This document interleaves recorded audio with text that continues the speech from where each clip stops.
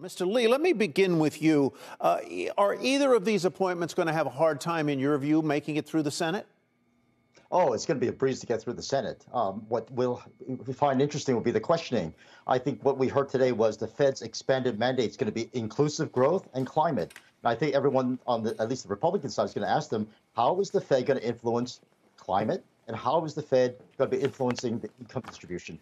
Those are the questions that will be pointed toward Vice Chair Brainard. And those would be the questions would be coming from presumably the so-called progressive side of the Democratic caucus in the Senate.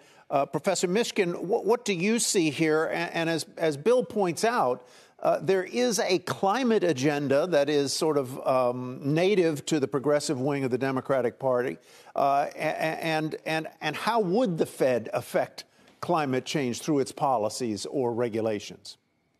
So I actually think it's an absolutely terrible idea to ask the Fed to be involved in solving climate change problems or changes of problems of income distribution or income inequality. These are very important issues. I have strong views on some of them, but it's not the Fed's job to fix those problems. That's the job of our Congress and president and so forth. There's a huge problem in recent years that the Fed has gotten much more involved in areas of the economy that it never had to be in before. It was forced to do that during the global financial crisis. Again, rightfully had to deal with that in the COVID pandemic. But the key here in terms of thinking about this is that that's something that actually is very dangerous for them. They needed to do it, but they should not do it lightly. Going into these other areas, which are clearly very political, the Fed does not have the tools to deal with them. Would be a mistake. There is an issue that the Fed does need to ask as a financial stability issue, whether things like climate change, big storms or whatever could affect financial stability. That's completely reasonable, but that's not solving the problem. So this is very, very dangerous territory. The Fed has already been politicized. Trump also tried to politicize the Fed. One of the reasons I'm very pleased that Jay is getting renominated is he's been very good at getting the Congress and also the president to leave them alone to the extent that he could, and has been very successful in doing so. So I think it's critical that these other issues not become part of the Fed's mandate. People are pushing in that direction, but boy, is it a bad idea. Bill, what would you add to that, and what are you going to be watching for now? There are still a number of vacancies.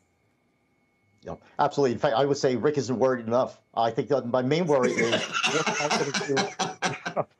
what's Powell going to do about the new appointments? Because I hear echoes of Jimmy Carter that he wants a diverse board. He wants to have every man represented on the Federal Reserve Board. We could be facing disastrous appointments like G. William Miller, whose notion of fighting inflation was putting up buttons that say, whip inflation now. Let's do it. And let's go with gag. Now, that's the disastrous monetary policy, which I hope we can avoid through the confirmation process.